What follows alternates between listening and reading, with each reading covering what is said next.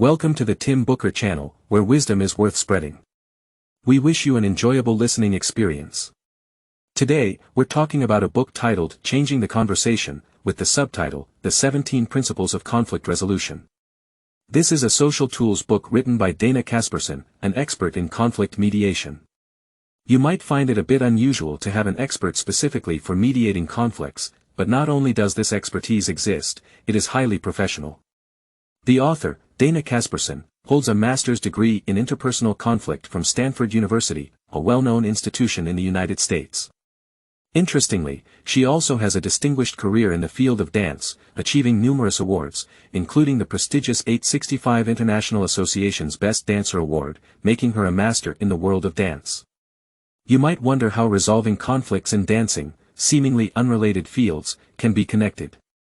However, for the author, they are not distant at all.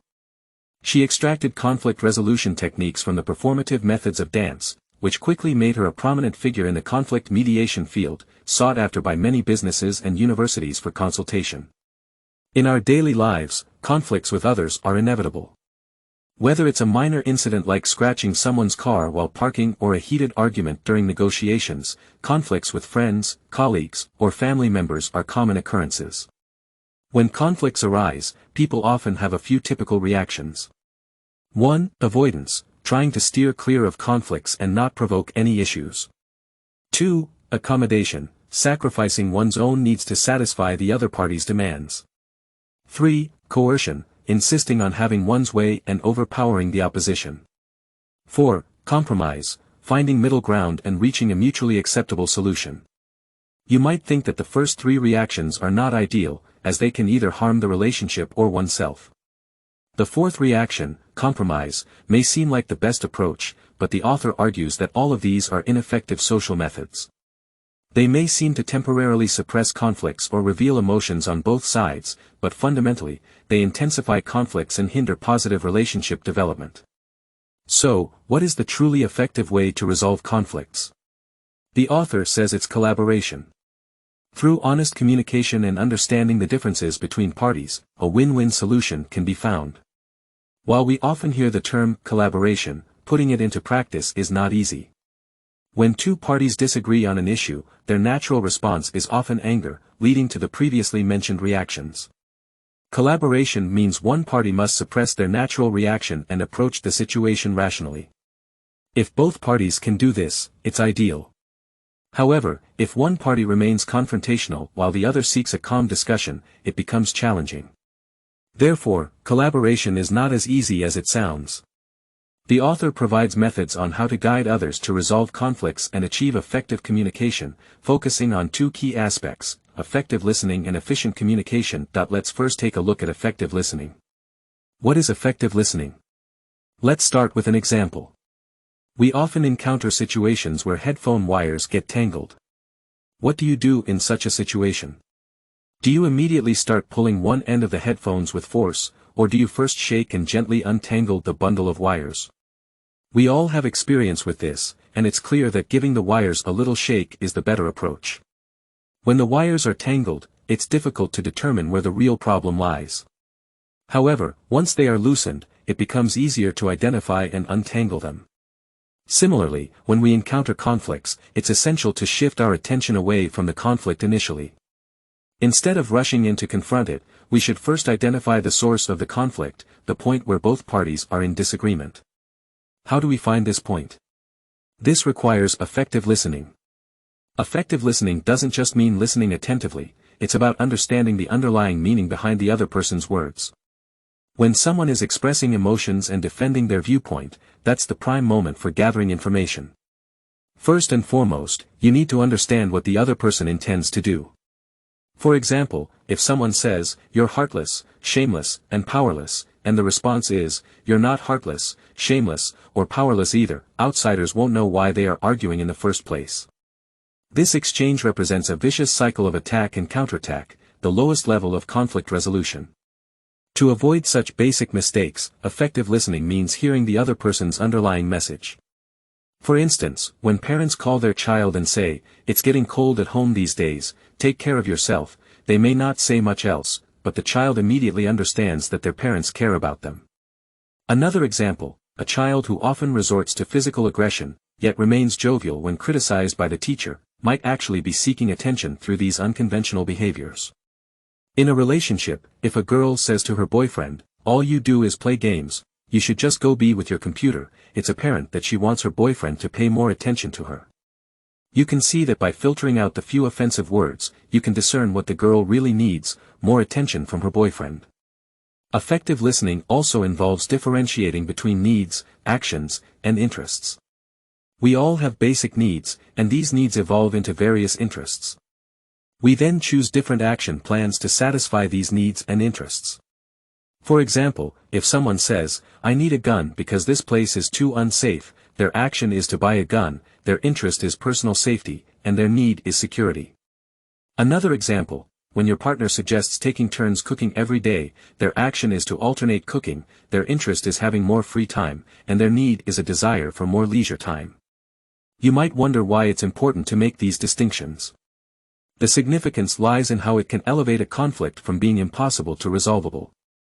Sometimes, both parties are fixated on actions, defending their positions at that level. They might insist on what they want without considering alternatives. However, if both parties focus on interests and needs and work toward satisfying those, there's room for negotiation and compromise. If needs and interests align, but action plans differ, it's relatively straightforward to find a resolution. For example, if both you and your best friend want to lose weight for the same reasons, to look better, and your action plans differ, you suggest eating less, while your friend recommends more exercise, you can combine these approaches to avoid conflict. However, when needs are conflicting, that's when you need to find common ground or agree to disagree. For instance, in a relationship, if one partner wants the other to quit smoking for health reasons, but the other finds smoking relaxing, you have a conflict rooted in divergent needs, health versus relaxation. In such cases, finding a middle ground becomes necessary. Perhaps the smoker can find alternative ways to relax that don't involve smoking. In conclusion, distinguishing between needs, actions, and interests is essential because it can transform conflicts from unsolvable to manageable. Sometimes, conflicts arise because both parties are fixated on actions and don't consider the underlying needs and interests. By focusing on what truly matters, finding a resolution becomes more achievable. Moving on, there's another issue we often encounter, which is the concept of needs and interests. These terms are usually not very clear, just like why we need to distinguish between actions, interests, and needs, as mentioned earlier. This is because we frequently mix them up. Moreover, sometimes even the parties involved are not entirely sure about what they truly want or need. In such cases, when you're uncertain about the other person's genuine needs, the author suggests that you should be open and inquire, even make educated guesses. This approach can guide the other person to reflect on what they genuinely require. When you identify a possible need of the other party, it's essential to confirm, but confirming doesn't mean agreeing. Confirmation simply means ensuring that their stated needs align with what you guessed. It doesn't imply endorsing their viewpoint. Differentiating between the two is crucial to decouple their thoughts from your actions, which can bring both parties closer. Even if you disagree internally, it's essential to voice your understanding. The author provides an example. If someone says, "I don't want these kids on my property," you might ask, "Do you dislike kids? Have they done something wrong when passing through this area?" This type of question doesn't make assumptions.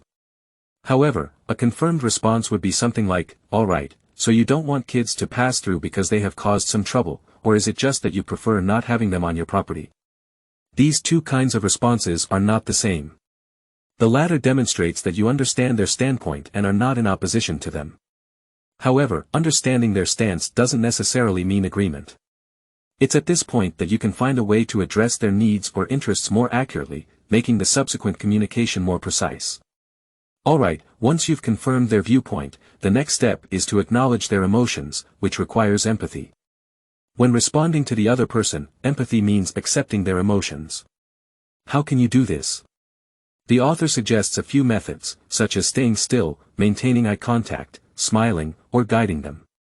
One crucial point to remember is not to offer your own opinion while listening. Giving your opinion ends the process of listening and begins the process of outputting your own thoughts, which may not be conducive to soothing the other person's emotions. The correct approach is to resist the urge to provide your opinion. They may have initially come to argue with you, but if they realize that you understand them, care about their emotions, and handle them well, their desire for an argument might subside. If you have listened, attempted to communicate, and still find that a conflict persists, let's say you're arguing with a colleague over a project proposal, and both parties are getting emotional. At this point, you can ask yourself 3 questions to regain composure. 1. Are my actions consistent with my goals? Am I trying to win this argument for emotional satisfaction, or am I trying to solve the problem? 2. What is most important to me in this situation? Is it about saving face, or is it about expressing my genuine viewpoint? 3. Why am I feeling this way? Is it due to wavering in my stance, or am I letting my emotions dictate my actions? Asking yourself these questions can help you cool down. In essence, it's a psychological model that enables you to clarify the relationship between your actions and your needs. Regarding listening, there's one last crucial point to emphasize: emotions can be understood, and problems can be solved, but it's essential to avoid personal attacks. If someone is wrong, you can tell them directly, but refrain from direct judgments.